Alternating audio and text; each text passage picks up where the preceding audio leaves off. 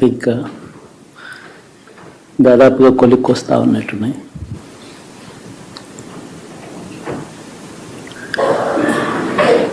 చూసిన ఫలితాలు జరిగిన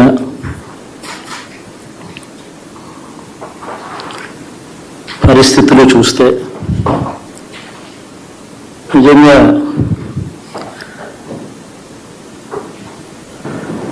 ఆశ్చర్యంగా ఉన్నాయి.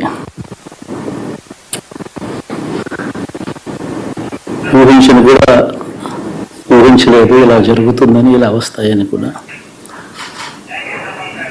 బట్ ఎస్,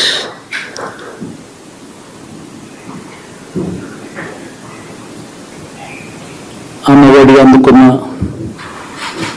53 లక్షల మంది తల్లులకు మంచి చేసిన, పిల్లలు బాగుండాలి, వాళ్ళ చదువులు బాగుండాలని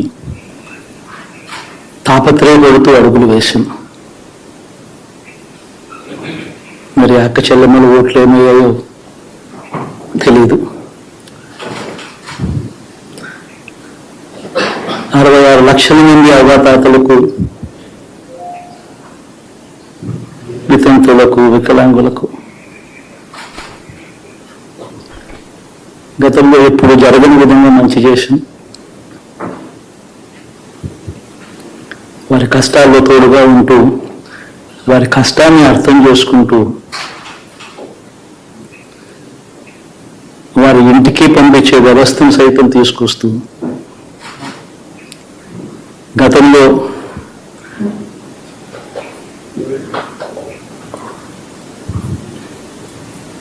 మా ప్రభుత్వం అధికారంలోకి రాకముందు ఇస్తా ఉన్న చాలని పెన్షన్ నుంచి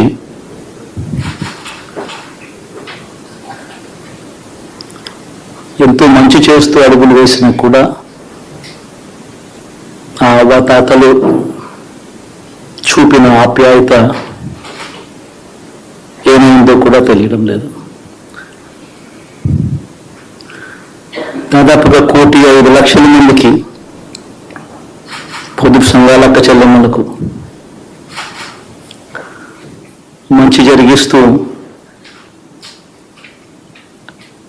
వారి కష్టాలనే మా కష్టాలుగా భావిస్తూ,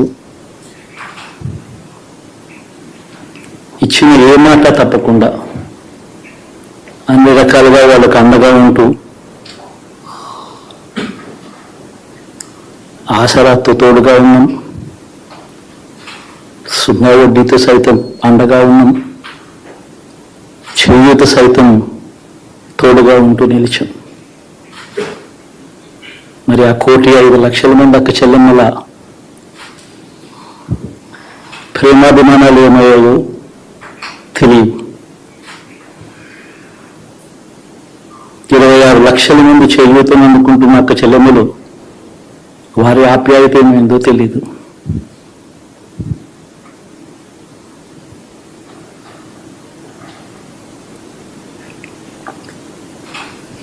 పిల్లల చదువుల కోసం